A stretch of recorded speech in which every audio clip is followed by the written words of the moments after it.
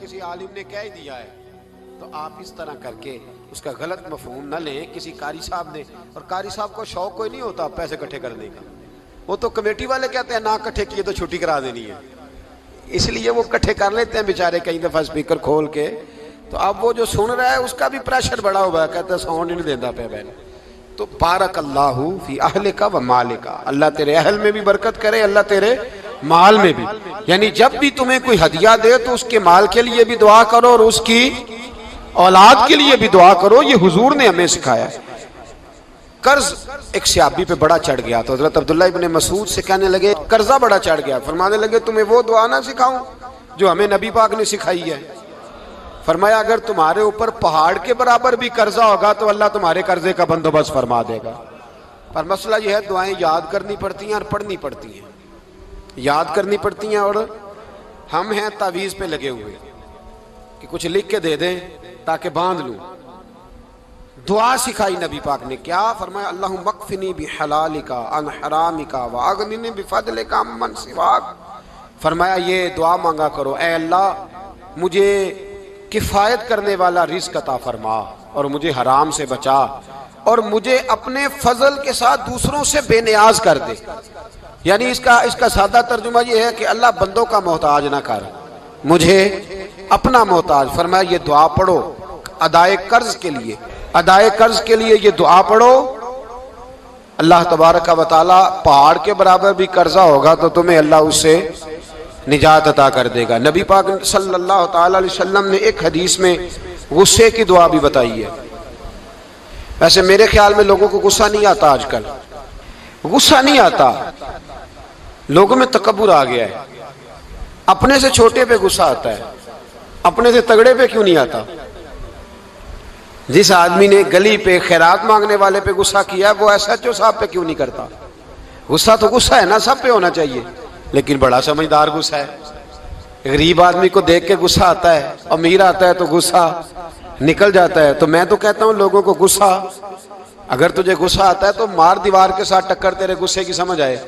یہ کس قسم کا غصہ ہے جو غریب پہ ہی ہاتھ اٹھا رہا ہے. تو خدا را خیال فرما, غریبوں کے حق میں بڑا غصہ, مجبوروں کے حق میں بڑا غصہ, ماتحتوں پر. اور اگر چودھری صاحب آ جائیں تو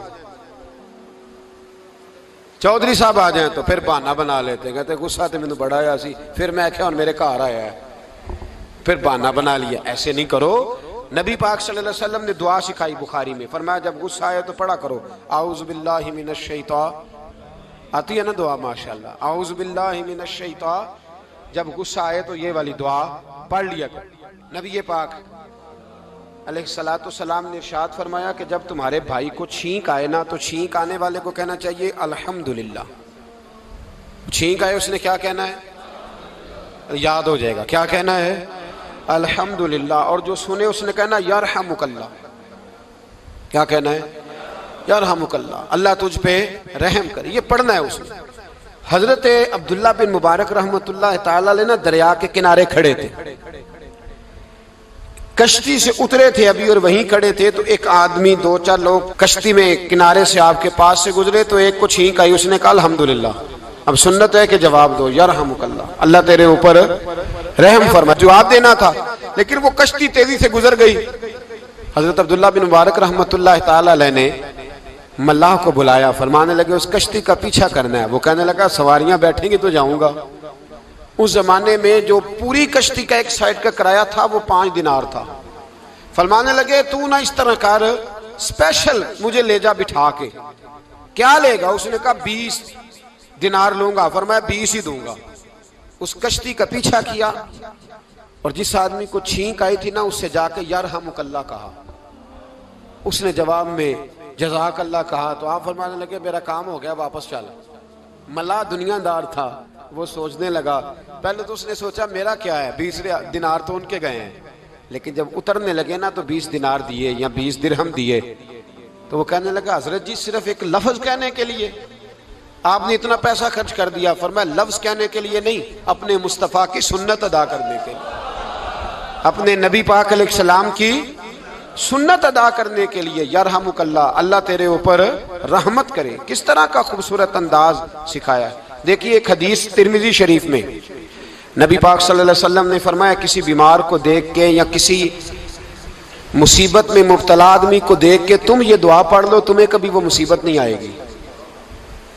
کیسی خوبصورت دعا ہے، کسی مصیبت زدہ کو بیمار کو دیکھ کے پڑھو، تمہیں کبھی وہ مصیبت الحمدللہ الذی عافانی مما ابتلاک بہ وفضلنی علی کثیر ممن خلق تفضیلا۔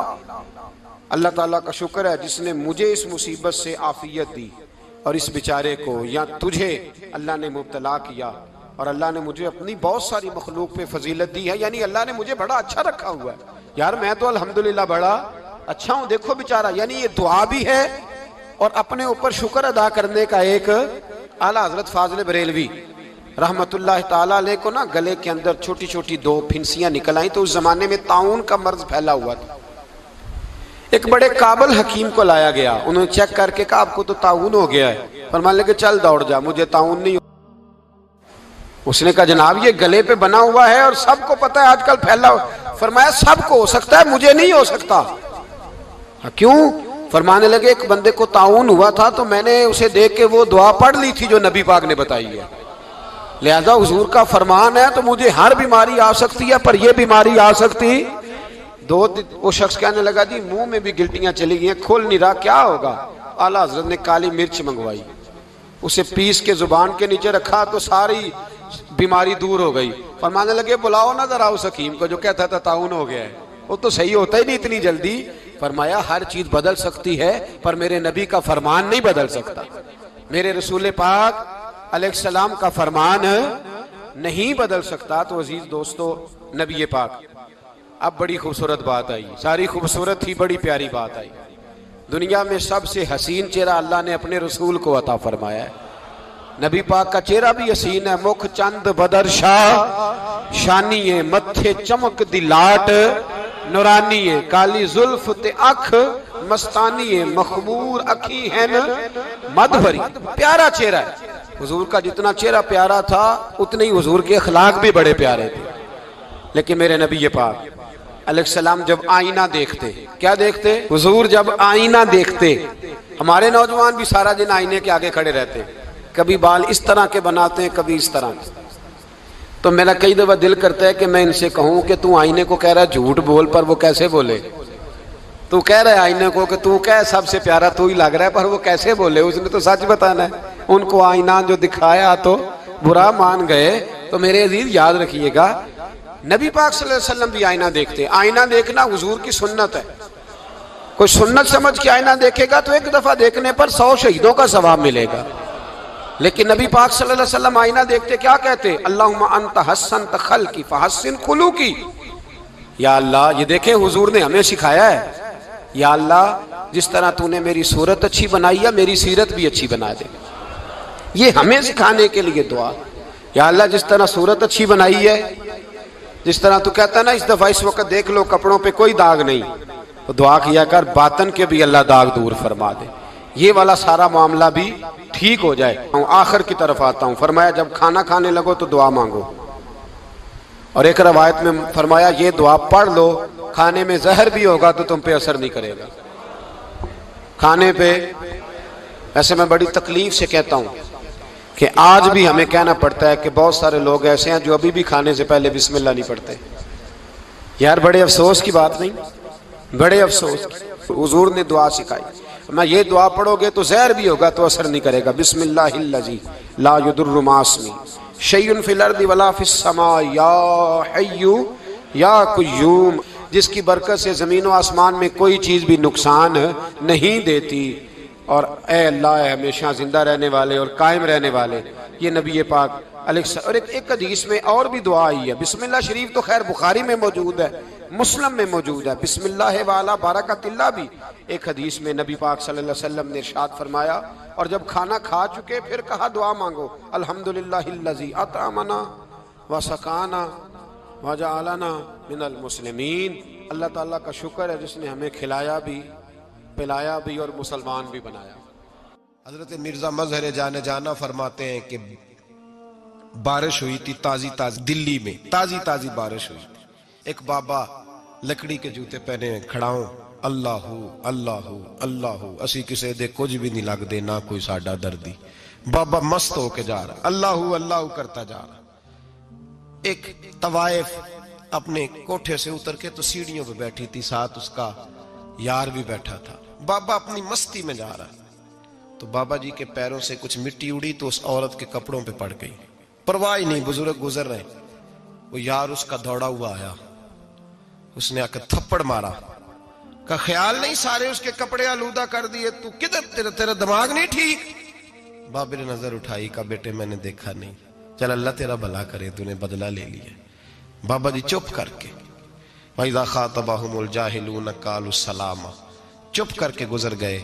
ٹھنڈ کا موسم تھا، بارش تازہ ہوئی تھی، حلوائی دودھ کاڑ رہا تھا. اس نے بٹھایا بابا جی کو پھٹے پہ، پیالہ پکڑا، دوڑ کے آگے بڑھا. بزرگ آ گئے، آئیے بیٹھیے. دودھ کا گرم گرم پیالہ شکر ڈال کے دیا. بابا جی نے دودھ پیا، پھر نظر جھکی، پھر رنگ بدلا. کہنے لگے مالک تو کتنا بے نیاز ہے، کہیں تھپڑ مرواتا ہے، کہیں دودھ پلاتا ہے. تیری بے نیازی ہے نا، ادھر تھپڑ مروایا، یہاں دودھ پلایا، تو ہی جانتا ہے تیرے رنگ کیا ہے. ابھی بابا وہیں بیٹھا تھا، دوڑے آئے پیچھے سے لوگ، شور ہوا.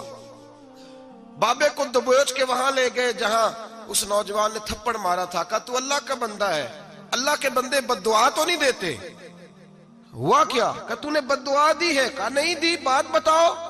کہنے لگے اس نے تجھے تھپڑ مارا ہے، چھت پہ چڑھا ہے، پیر پھسلا ہے، گردن کے بل گرا ہے، منکا ٹوٹ گیا، مر گیا ہے، تو نے بد دعا دی ہے.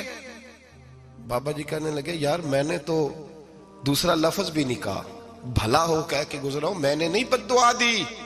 کہا تو نے دی ہے تبھی تو مر گیا. کہا نہیں دی. کہا بابا تو بزرگ آدمی ہے، سچ بول. تو بابا جی کہنے لگے سچ سنو. پھر میں آ رہا تھا، میرے پیروں سے مٹی اڑی، اس کے یار کے کپڑوں پہ پڑی، اسے برا لگا، اس نے مجھے مارا.